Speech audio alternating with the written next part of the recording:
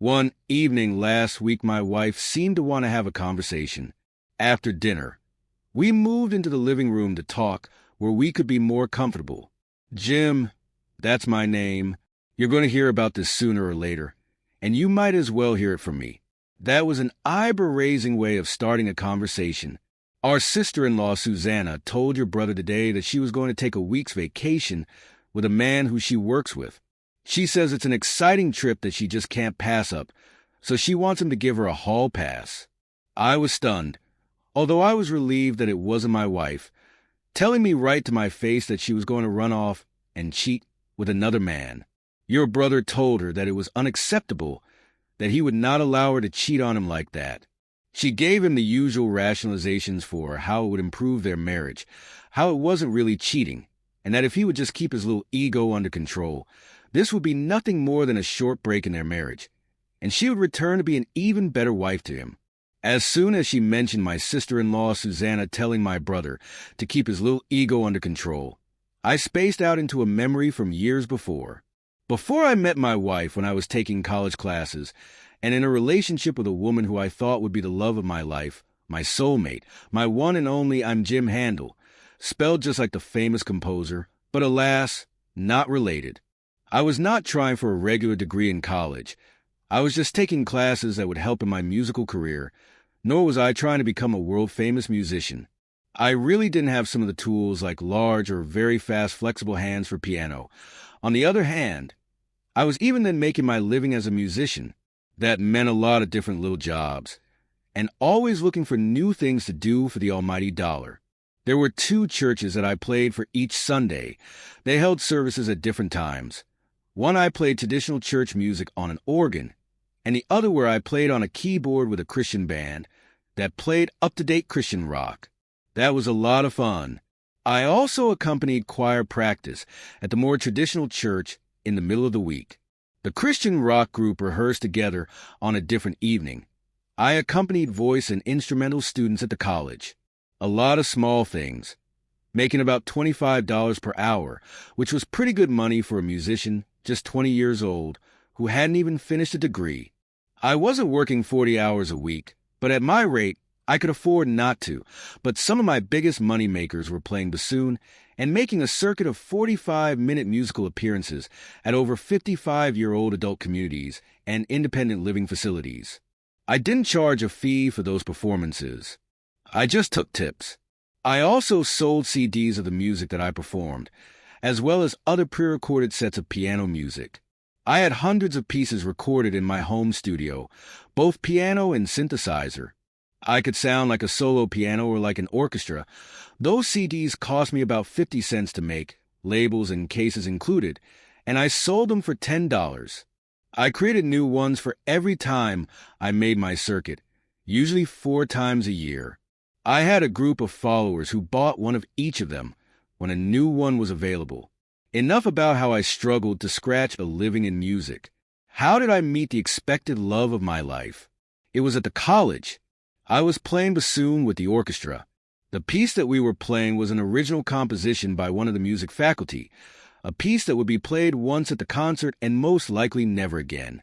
But then I changed hats. I was playing the Grieg Piano Concerto for the orchestra to practice with. For the actual performance, they were bringing in a semi-well-known young pianist who had won one piano competition or another. Granted, I was playing with music, not from memory, but I was also accustomed to following the conductor since I normally played with the orchestra. The concert was a success, and as I predicted, the original piece by Dr. Theory was played for the first, and as far as I know last time. It wasn't really that bad.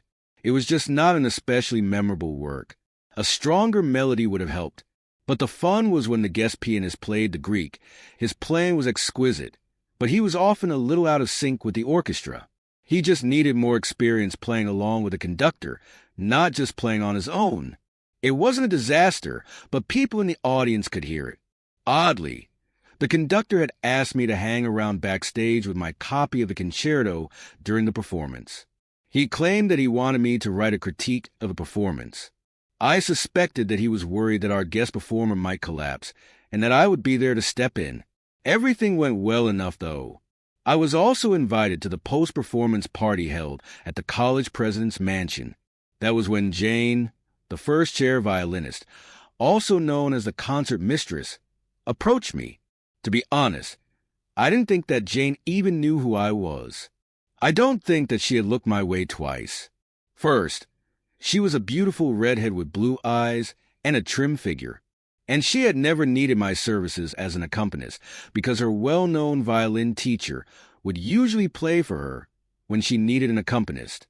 Second, I was in awe of her skill with her violin. I didn't usually attend student concerts, but I did hers. She was destined for one of the major orchestras. Perhaps not as a famous soloist, but good enough to play in the first chair section. We would have been better off if you had played instead of the doofus who they brought in. I was a bit startled by her observation. Well, he needs more experience. He's probably played by himself for years, and accommodating yourself to a large group isn't easy for someone who hasn't done it before. That may explain why he is playing with our college orchestra and not one of the major symphony orchestras to get a little seasoning. She smiled. That's very generous of you to say, but the school could have saved some money and gotten a better concert by having you play. Then she laughed. We ended up talking together for the rest of the party, despite several men from the orchestra who approached us trying to horn in and get her attention. And after things broke up, we made our way to one of the 24-hour cafes that were in the college neighborhood. From then onward, Jane and I were a couple, an exclusive couple. While I don't harp on it, we had an active and varied intimate life.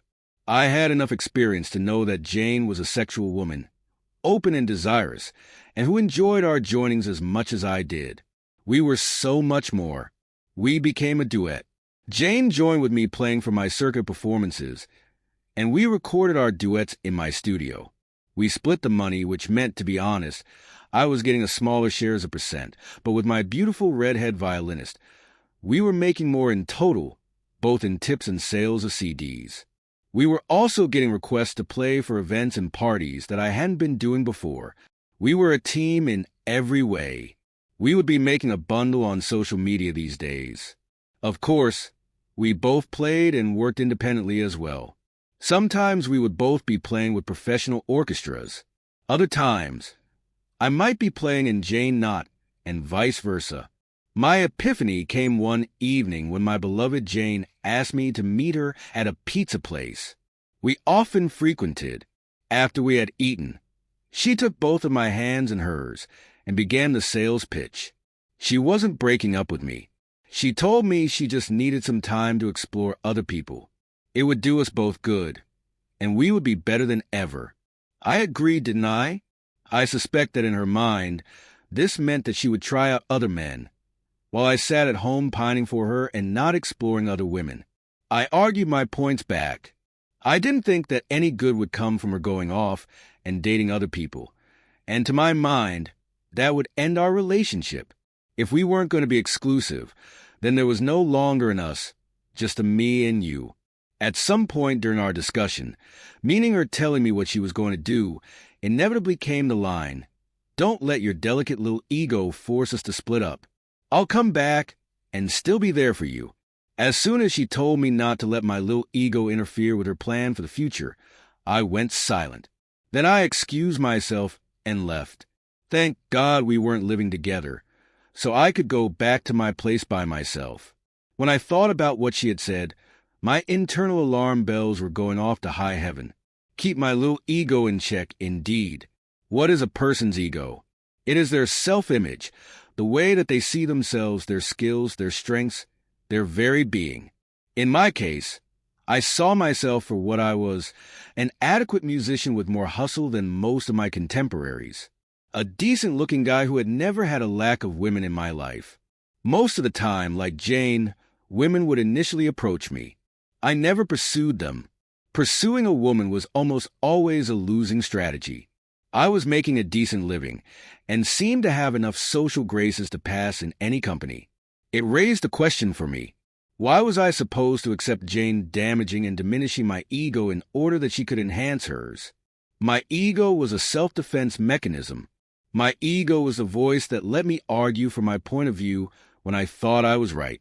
Heck, I sometimes argued with the orchestra's conductor when I thought he was getting the tempo wrong, or when he thought that the bassoon was supposed to come in, when, by my count, we still had a measure of rest. My ego let me take a stand on things both big and small, but my ego was also sturdy enough that if I was corrected and had been mistaken, I accepted the correction and moved on. By the time I went to bed that night, Jane had tried to call a couple of times, but I just let them go to the answering machine without listening to them. I always kept the volume on the machine low and often completely off, so when calls came in during times when I was giving lessons they wouldn't interrupt, I didn't know if she had indeed followed through and gone out with whoever she had in mind. I had, by that time, lost any curiosity about it. Maybe it was telling that I was more worried about who I would get to replace her when I started my next round of performances at the old folks' communities. I had about 3 weeks to find a replacement and get together for enough rehearsals to put on a satisfactory performance.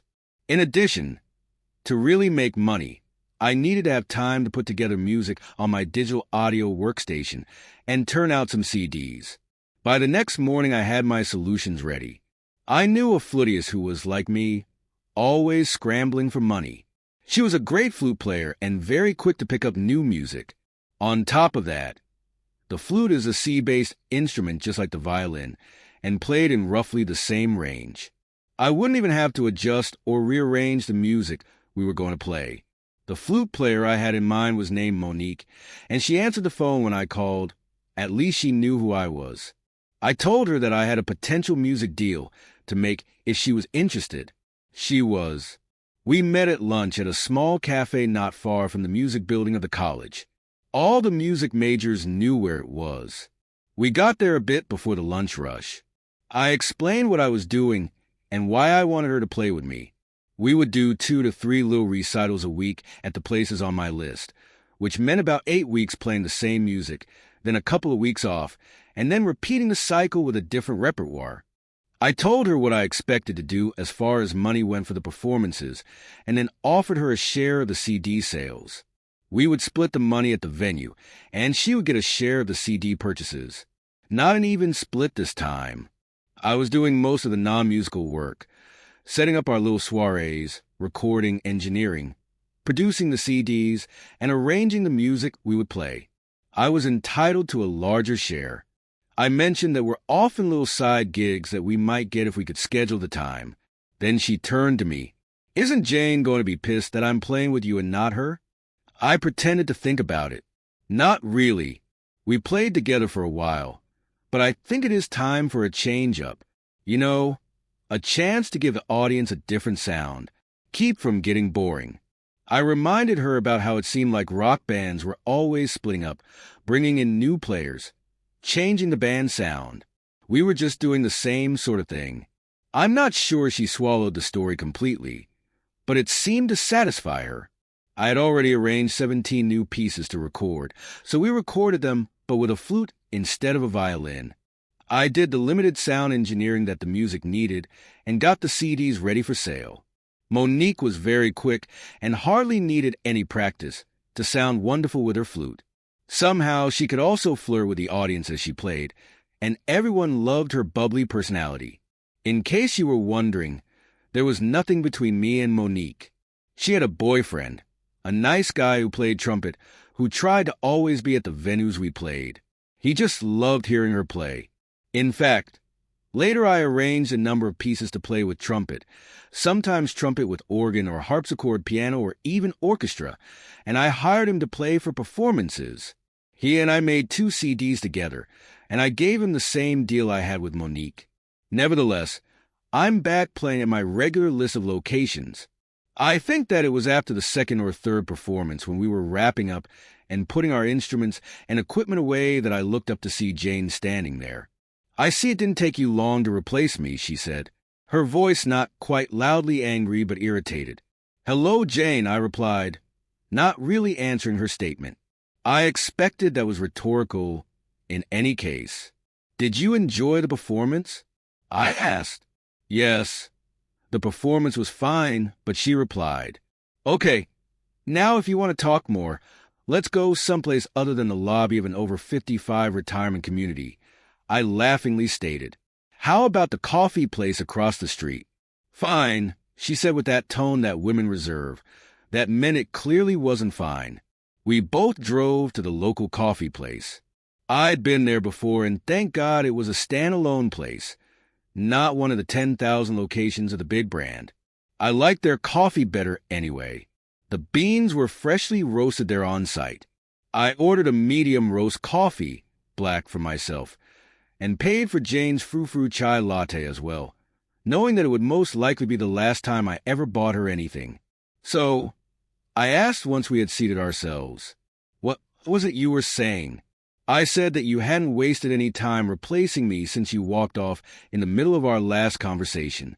Well, you know that substituting a flute for a violin isn't really difficult. Both instruments are in the key of C, and the ranges are very close. That was not what I was talking about, and you know it. I mean that you've ghosted me and found a new girlfriend, and you did it so quickly that I wonder if you weren't seeing her even before you walked out on me. Do we have a little bit of projection there? I laughed again. Monique is not my girlfriend. In fact, if you had watched as she was leaving, you would have seen her boyfriend's arm around her shoulder as they passed, not more than 10 feet away from you. So that leaves my substituting a flute for your violin to consider. I must apologize, though. I should have emailed or texted you to let you know I was changing up to have a different sound for a while. I just didn't want to have an argument with you. I will continue to pay you your share on the remaining CDs that you played on as I sell them. Just for your information, there aren't many of them left. Monique isn't getting nearly as much per CD because I realize how much of the process of turning live music into a CD I wasn't being paid for. I could see that Jane was getting red in the face as I explained things to her. "I don't care about the money, I care about us," she exclaimed. "I'm not sure what you mean. I told you at the time that if you started going out with other men, that would end the U.S., and it would become you and me. I'm not sure if it would make a difference, but have you gone out with the man or men who you were so keen on seeing?" She didn't reply, but her eyes looking at the table and not at me gave me my answer. "Okay, so why are we talking at all?" I asked her, truly curious. "Well, we should still be seeing each other. Just because I need to satisfy my curiosity doesn't mean we have to split up. I know your ego is probably hurt because I didn't want to be completely exclusive, but that doesn't mean that we really lost anything in our relationship. I imagine that if my eyes could bulge out like a cartoon character, they would have it her delusional little speech. So, today you are counting on the forgiveness is easier to get than permission sort of ploy." I chuckled a little at my own wit. I sat there quiet for a moment while I took another long sip of my coffee and considered my reply. Jane sat there quiet as well, knowing that her admission to dating other men was honest, but not favorable. "After you laid your position down to me, I left and went back to my place to consider just what you were saying.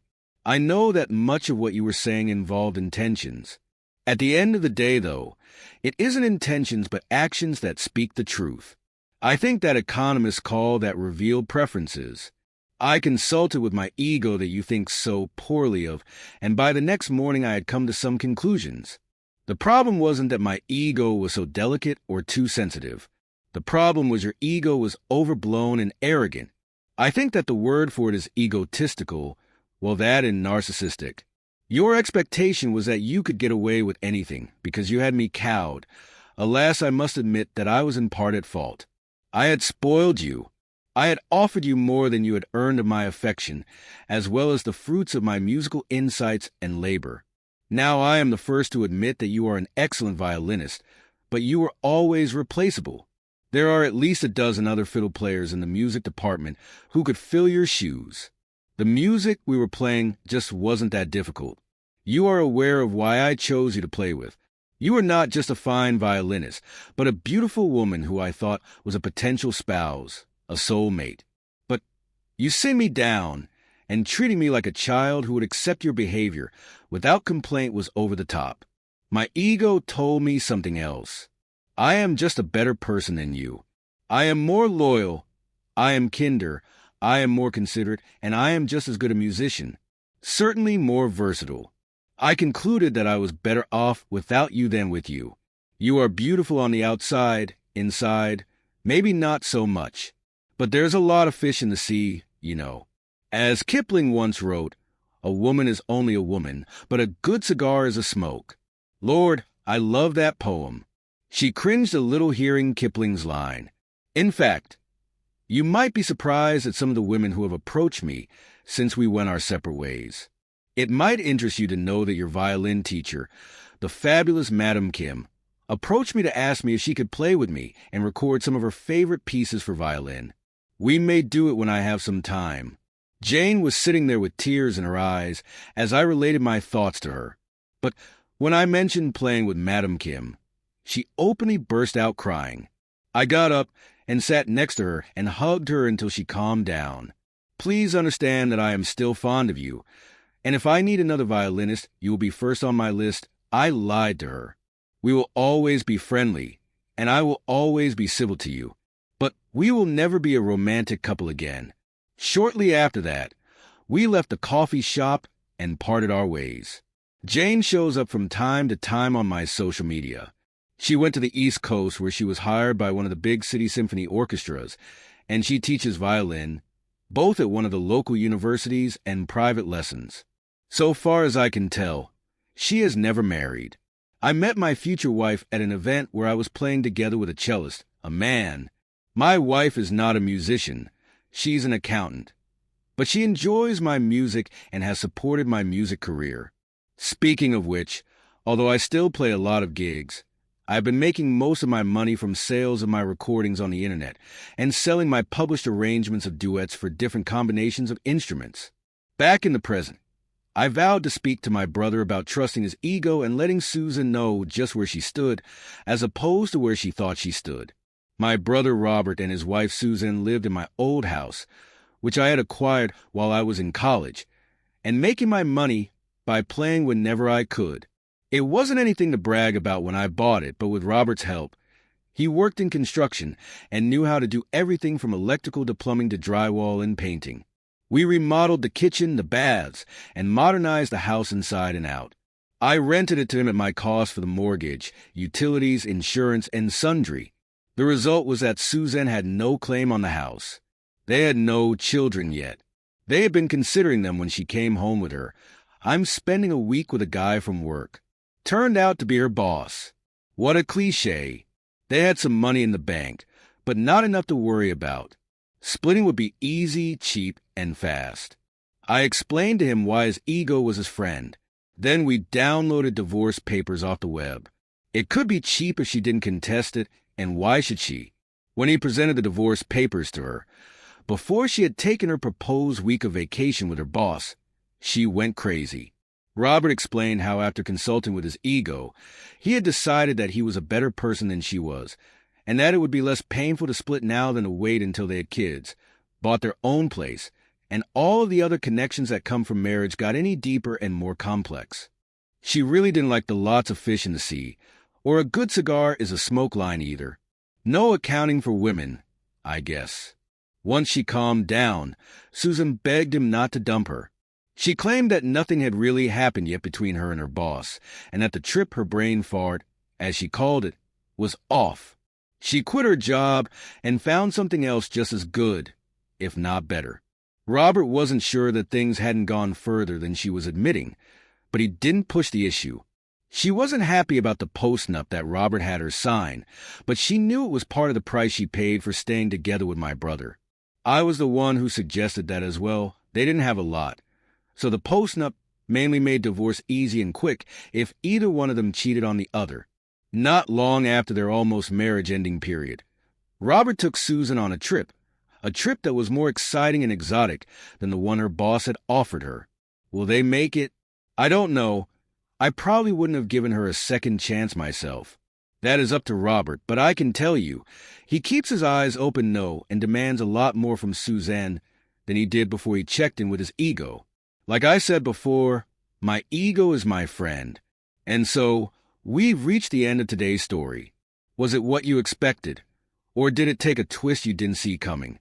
I'm curious to hear your thoughts. Share them in the comments below, and let's get a conversation going. If the story kept you hooked, make sure to hit that like button. And if you're new here or just haven't subscribed yet, now's the perfect time to join our community. I bring you fresh, captivating stories every day. So click that subscribe button and turn on notifications so you never miss out.